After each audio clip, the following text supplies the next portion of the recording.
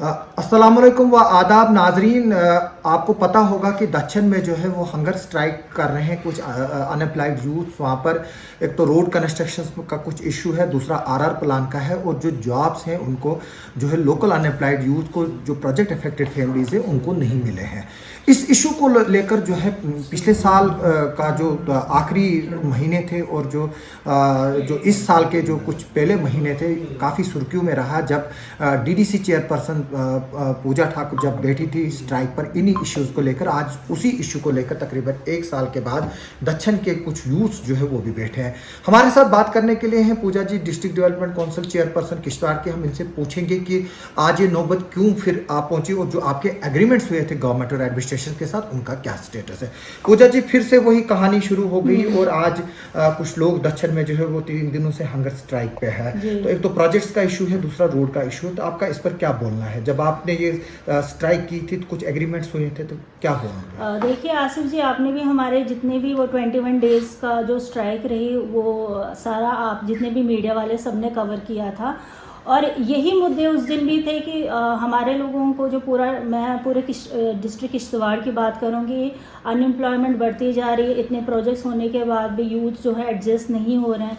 दक्षिण रोड जो कि कछुए की चाल की तरह चल रहा था, वो इन 1.5 सालों में कितनी मेहनत करनी पड़ी और किस तरह तेज़ी से जो है काम करवा के सोंदर तक रोड पहुंची, और हर जगह कुछ ना कुछ इश्यूज जो है उठते जाते हैं, जिसकी वजह से जो रोड का काम है वो रुकता ही जा रहा है। मैंने पहले भी अपील की है, हमेशा से अपील करती आई हूँ कि लोग जो हैं थोड़ा सा इसमें अपना थोड़ा पर्सनल इंटरवेंशन भी करें इस चीज़ के लिए कि रोड जो है चलने दे, रोड को ना रुकाएं। क्योंकि डिपार्टमेंट से जब हम बात करते हैं तो डिपार्टमेंट यही कहता है कि हम रोड बनाने के लिए बिल्कुल हम तैयार हैं, हम करना चाहते हैं, बट लोगों की परेशानियों की वजह से जो है रोड रुक जाता है। और दूसरा जो आजकल जो स्ट्राइक हो रही है, हंगर स्ट्राइक पे कुछ लोग वहाँ पे बैठे हुए हैं। दुख की बात है कि वो लोग आज हंगर स्ट्राइक पे हैं जो मौजूदा सरकार से एफिलिएशन में है। मैं अपने क्लियरेंस चाहूँगा कि ये लोग जो हंगर स्ट्राइक पे बैठे, क्या ये बीजेपी के लोग? जी जी बिल्कुल, ये वहीं से हैं, उन वर्कर्स जो हैं वो बीजेपी से ही हैं सारे। और दुख की बात ये है कि आप की जो सरकार है, मौजूदा सरकार है सेंटर में, वो लोग हैं और आप लोगों को जो है भूख हड़ताल करनी पड़ रही। तो आप खुद ही अंदाज़ा लगाइए कि अगर जिसके साथ आप एफिलिएशन में हैं वो इस वक्त सेंटर में बैठी है, तो उन लोगों को अगर सड़कों पे आना पड़ रहा है, तो हम लोग इसका मतलब आपका जो इशू था वो जनरल, क्या हम इसको ये कह सकते हैं कि ये बीजेपी के लोग इस वक्त जो हंगर स्ट्राइक है वो कर रहे हैं?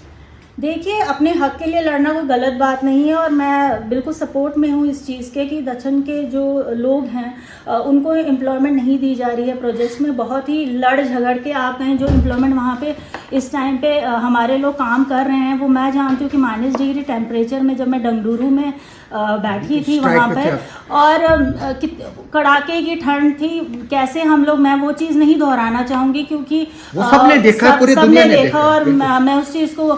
और उसके बाद जब हमारे डिविजनल कमिश्नर जम्मू जो उस टाइम पे राघव लंगर जी थे, उनके साथ एडीजीपी वहाँ मौजूद थे, हमें रोना पड़ा कि मतलब इतना बैठने के बाद भी, इतना सब कुछ झेलने के बाद भी हम लोगों को सरकार की कानों तक जू तक नहीं रहेंगी। मतलब हम लोगों को मीटिंग के बाद रोना पड़ा और लोगों ने हमसे ये पूछा कि आप रोए क्यों। तो मतलब कि हमारे पास उस टाइम पे शायद वो चीज़ करने के सिवाय कुछ नहीं था, जो हमारे अंदर वो गुस्सा था वो भी आंसुओं की शक्ल में बाहर आ गया। तो मेरा ये कहना है, मानना है, हमेशा से मैं करीबन फैब में मुझे 2 साल हो जाएंगे, सिर्फ हर जगह हर प्लेटफॉर्म पे मैंने लड़ाई ही की है और अपने लोगों के लिए की है, क्योंकि मुझे पता है कि जो चीज़ यहाँ के लोगों को मिलनी चाहिए वो नहीं मिल पा रही है। और एट द एंड आप ये सूरत हाल खुद देख रहे हैं कि अब जो सेंटर स्पॉन्सर जो गवर्नमेंट है हमारी भारतीय जनता पार्टी, उनके वर्कर्स को भी एट द एंड जो है ग्राउंड पे बैठना पड़ रहा है, क्योंकि उनकी भी सुनवाई नहीं है। तो आप खुद देख सकते हैं कि अगर उन लोगों की सुनवाई नहीं है तो हम लोग कहाँ पे फॉल करते हैं। जो एग्रीमेंट्स हुए थे कुछ पॉइंट्स को लेकर, जो स्किल ट्रेनिंग्स के इंस्टीट्यूशंस खोलने की बात की थी, उसी की बात ये भी कर रहे हैं। जो वो एजेंडा था उसमें देखिए वो जो हमारा साइन हुआ था उस दिन, जो डिविजनल कमिश्नर जम्मू भी वहीं पे बैठे थे, और उसके बाद जो डीसी जो हमारे प्रीवियस डीसी थे अशोक कुमार शर्मा जी, उनके साथ भी जो एग्रीमेंट हुआ था उसमें से नॉट अ सिंगल वर्क वो अभी तक वो जो है पेंडिंग में, चाहे वो हमारे फ्रूट्स नॉन फ्रूट्स की पेमेंट्स हैं, चाहे वो आरआर प्लान है, लेफ्ट आउट आरआर प्लान्स है, चाहे वो एम्प्लॉयमेंट है, मीन्स हर चीज़ को जो है निगलेक्ट किया जा रहा है। और हम चीखते चिल्लाते, मतलब 2 साल हमें चीखते चिल्लाते हो गए, बट कोई फ़र्क किसी को नहीं पड़ रहा है। एलजी साहब जो पिछले दिनों यहाँ दौरे पे थे, चीफ सेक्रेटरी साहब उनके साथ थे, और वहाँ पे मैंने फिर से ये चीज़ें डिस्कस की। तो आप हमें बोलिए और हम कहाँ जाएं? मतलब अब हमारा एक जो आखिरी दरवाज़ा है वो प्रधानमंत्री मोदी जी खुद हैं, जो माननीय हैं हमारे, बस वही रह गए हैं। बाकी तो मुझे लगता है कि मैं जहाँ तक जा सकती थी मैं वहाँ तक चली गई। डॉक्टर जितेंद्र सिंह जी जो हमारे एमपी हैं, उनसे भी हमेशा ही मैं बात करती रहती हूँ, और उनसे मैंने कितनी बार रिक्वेस्ट की कि सर थोड़ा सा इंटरवीन आप भी कीजिए इन मसलों के बारे में। उन्होंने कहा हम करेंगे, कुछ ना कुछ ज़रूर करेंगे, बट कुछ नहीं होता हुआ दिख रहा है। अब हमें उम्मीद है, हमारे जो डीसी हैं नए आए हैं, यंग हैं, और उनसे उम्मीद है कि वो कुछ ना कुछ पॉजिटिव रिस्पांस जो है ज़रूर देंगे, क्योंकि इतना इंटरेक्शन अभी भी मेरा सर के साथ नहीं हुआ। मेरी भी कुछ ट्रेजेडीज़ हो गई थी पिछले दिनों फैमिली में, तो मैं भी थोड़ा सा बाहर ही हूँ 1 महीने से, बट अब मैं सर के साथ थोड़ी सी ये चीज़ें डिस्कस करूँगी, और बहुत जल्द हम चाहेंगे कि इन मसलों का हल निकले, क्योंकि हम थक चुके हैं अब ये मसले बार बार बता के। नहीं, लेकिन ये सिर्फ डंगडूरू की बात नहीं है, जो डूल में है, क्वाड़ में है, हर जगह की बात है। मैंने पहले ही स्टार्टिंग में आपसे कहा कि हम पूरे डिस्ट्रिक्ट किश्तवाड़ को लेके चल रहे हैं। राटले से भी आवाजें उठ रही हैं। बिल्कुल, देखिए वहाँ पे पिछले दिनों ही मेरे को कॉल्स आ रही थी कि आप आइए मैम हमारे साथ प्रोटेस्ट पे बैठें। प्रोटेस्ट कर करके भी मतलब मुझे समझ ही नहीं आ रही है, मतलब कि प्रोटेस्ट करने के बाद भी जो आउटपुट है वो ज़ीरो है। तो मतलब क्या करें हम एट द एंड, क्या करें कि जिससे कि जो ये प्रोजेक्ट्स हैं, मतलब यहाँ पे कुछ, मैं ये नहीं कह रही हूँ कि आप ऐसे आपका प्रोजेक्ट बनाना, बट जो आपको यहाँ से मिल रहा है कम से कम वो तो लो। आप तो वो भी नहीं ले रहे। मतलब हम यहाँ सुबह से शाम तक तांता लगा रहता है बच्चों का कि मैम लेटर दे दो, लेटर दे दो। कितने पैड्स भी मेरे ख़त्म हो गए, बट उन लोगों का एडजस्टमेंट ही नहीं है। मतलब प्रोजेक्ट्स में वो लोग कहाँ से ला रहे हैं, क्या करें, ना हमें कुछ पता है, ना वो हमें बताते हैं रिक्रूटमेंट कैसे निकल रही हैं, वो कैसे रिक्रूट करते हैं। कोई मतलब आप कहें कि क्लैरिटी कोई नहीं है, मतलब ट्रांसपेरेंसी कुछ नहीं है प्रोजेक्ट्स में। आपकी पिछले दिनों इनसे मीटिंगें भी हुई थी, चाहे वो जेपी हो, चाहे अफकान हो, जो बाकी यहाँ पर जो कंपनीज हैं, उन्होंने ये भी एग्रीड किया था कि हम आपको एम्प्लॉयज़ की लिस्ट भी देंगे। तो लेकिन क्या लिस्ट वो पब्लिक भी नहीं हुई, और क्या मिली आपको लिस्ट? नहीं देते, कोई लिस्ट नहीं दी। बस जब जिस टाइम पे हमारा प्रोटेस्ट चल रहा था, तो कंपनीज ने सिर्फ हमें इतना बताया कि कितने एम्प्लॉयज़ काम कर रहे हैं, और उनकी एक लिस्ट दी थी। बट वो जो कंट्रैक्टर के साथ काम कर रहे हैं, या जो इनका सप्लाई में है, या कुछ मतलब बाकी तरफ से जो लगे आउटसोर्स वगैरह, वो तो हमें कुछ पता नहीं। बस वही जो शायद कंपनीज के साथ इनके काम कर रहे हैं, बस वो लिस्ट हमारे पास आई थी, और वो भी फेब में शायद हमें पिछले साल दी थी। तो उसके बाद अब तक तो बहुत एम्प्लॉयमेंट जनरेट हुई होगी। उसके बाद तो हमें सारे नॉन लोकल्स हैं, नहीं लोकल्स भी थे, बट ये देखिए ना क्राइटेरिया जो है ना फिक्स नहीं की है। जैसे पहले प्रेफरेंस जो है लैंड लूजर को देनी चाहिए। लैंड लूजर हमारा वहीं का वहीं है, जिसकी जमीन चली गई, जिसके घर चले वो वहीं पे वहीं। सैलरीज का भी इशू था। सैलरीज का भी इशू है, आपको भी पता है। जैसे हमने वेजेस का मसला हमेशा से उठाया, और थोड़ा सा राहत मिला जब बीच में जो है इनके वेजेस जो है बढ़ाए गए। बट अब फिर से मेरे को सुनने में आया है कि कुछ और प्रॉब्लम क्रिएट हो रही है, कि अब शायद ये 3 महीने का ही था, तो उसके आगे से अब इनका फिर से वही रहेगा रेट का। हमने पहले भी कहा कि गवर्नमेंट ने तो कुछ दिन पहले ही जो है वो किया है एनहांस रेट, तो क्या वो नहीं इम्प्लीमेंट हो रहा है? हमने तो आसिफ जी ये चीज़ जब डिविजनल कमिश्नर के साथ हमारी मीटिंग, हमने उनको ये कहा कि आप मत दे दो वो रेट, आप सिर्फ वही रेट दे दो जो CVPP खुद अपने एम्प्लॉयज़ को दे रहा है, जो अंदर एम्प्लॉयज़ को दिया जा रहा है, आप वही रेट दे दो।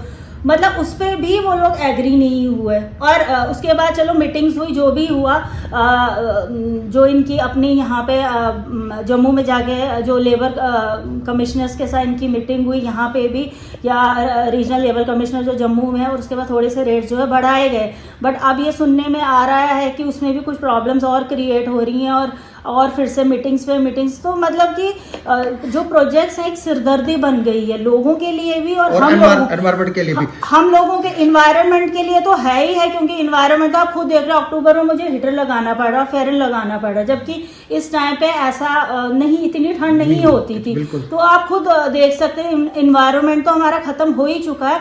बट मतलब इतनी परेशानी इन प्रोजेक्ट्स ने क्रिएट की है कि लोग भी परेशान है और हम लोग खुद परेशान तो हैं। अब एक ऐसी डिजास्टर को लेकर आते हैं जो होंजड़ का इंसिडेंट हुआ है, आपको याद होगा, साल से ज्यादा हुआ, जो उस वक्त वादे किए गए थे और वो फॉर्मेलिटीज जो वहाँ मरे हुए हैं अभी भी उनको कोई बेनिफिट नहीं मिला, क्योंकि अभी तक उनको डेड डिक्लेयर नहीं किया। तो इस बारे में आपने बात की तो क्या बताएंगे? अभी जो रिसेंटली जब हमारी एलजी साहब के साथ यहाँ आए थे, वो ये बात मैंने चीफ सेक्रेटरी सर को भी कही थी कि उनमें से कुछ लोग जो हैं वो डेड डिक्लेयर नहीं, और एसएसपी किश्तवाड़ जो थे वो भी वहाँ मौजूद थे, उन्होंने भी ये चीज़ कही थी कि हमारी जितनी तरह फॉर्मेलिटीज़ हमने दे दी हैं, तो अब थोड़ा सा इसमें अगर जल्दी से करके अगर उन्हें डेड डिक्लेयर कर दिया जाए, ताकि उनको जो 5-5 लाख का जो उनका कंपनसेशन था उनको प्रोवाइड किया जाए।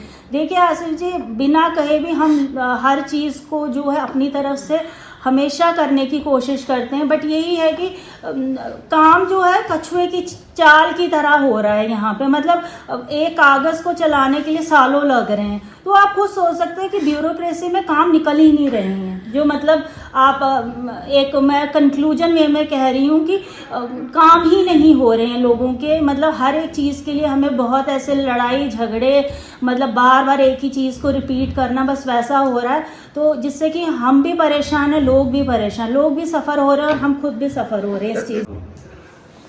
आपने जो है वो कहा कि आप जो ये स्ट्राइक लोग कर रहे हैं हम उनको सपोर्ट कर रहे हैं, बेशक कि वो बीजेपी के हैं और आप नेशनल कॉन्फ्रेंस से हैं, तो क्या ये आपका पार्टी का भी स्टैंड है कि इस इशू को जो है वो हम सपोर्ट करें? पार्टी बाद में आती, पहले हम लोग दक्षिण के वासी हैं, वहाँ के रहने वाले हैं, और एक दक्षिण की वासी होने के नाते मुझे लगता है कि मेरे वहाँ की अच्छाई के लिए जो सपोर्ट करेगा मैं उसके साथ हूँ।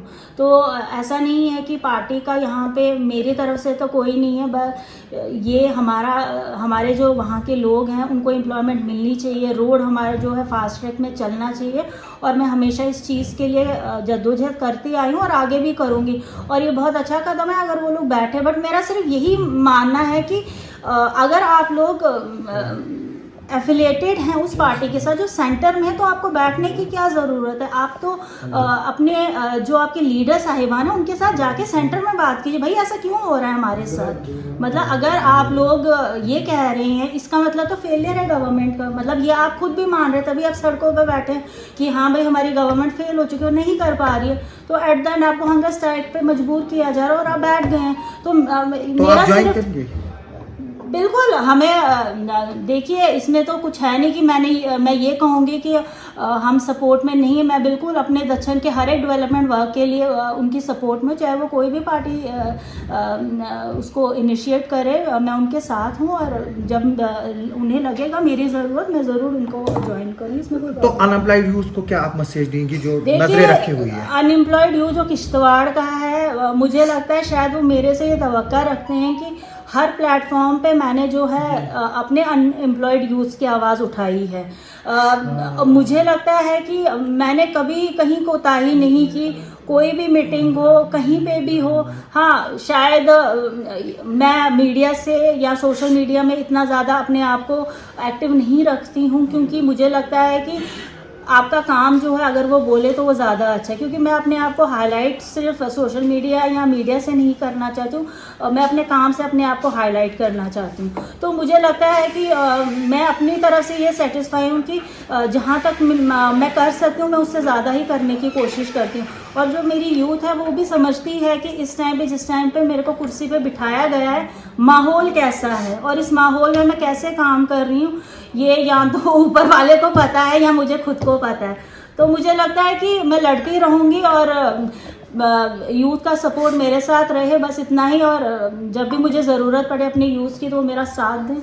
Thank you. ये पूजा जी थी, डीडीसी चेयरपर्सन। इनका साफ कहना है चाहे वो बीजेपी की स्ट्राइक हो या किसी की भी स्ट्राइक, अगर वो लोगों के लिए और अनएम्प्लॉयमेंट्स के लिए हो तो वो जो है उसको सपोर्ट करेगी। और जो ये इस वक्त जो इन्होंने बताया कि जो ये लोग हैं वो बीजेपी से बिलोंग करते हैं, और मेरी भी जो है सुनील शर्मा जी से इस वीडियो के ज़रिए अपील है कि वो आज कश्मीर पे फोकस कर रहे हैं। और हमें ये भी बताया जा रहा है कि अगर सुनील जी किसी भी सीट से कश्मीर से इलेक्शन लड़ते हैं तो वो जीत जाएंगे, लेकिन उनको जो है वो यहाँ की तरफ भी थोड़ी सी ध्यान देने की ज़रूरत है, क्योंकि आज उनके अपनी पार्टी के लोग जो है और उनके अपनी कॉन्स्टिट्यूंसी के लोग जो है, जो पहले उनकी कॉन्स्टिट्यूंसी थी शायद अब रहे ना रहे वो अब वक्त बताएगा, क्योंकि आज वो कश्मीर पे भी फोकस कर रहे हैं। अगर वो वहाँ से भी इलेक्शन लड़ना चाहे तो वो वहाँ से भी लड़ सकते हैं। उनको यहाँ की तरफ भी जो है वो ध्यान देने की ज़रूरत है। और जो ये उनके पार्टी के लोग इस वक्त 3 दिन से हंगर स्ट्राइक पर बैठे हैं, उन तक भी अप्रोच करने की ज़रूरत है। और उनको साथ लेकर जो है वो प्राइम मिनिस्टर तक या पीएमओ ऑफिस तक या एलजी एडमिनिस्ट्रेशन तक, जिस तक भी ये मसला हल हो सकता है, वहाँ तक जो है उनके साथ जाए, उनसे मिले और इनको जो है वो इनका हक दिलाए। आप सबका सुनने के लिए और देखने के लिए बहुत बहुत शुक्रिया।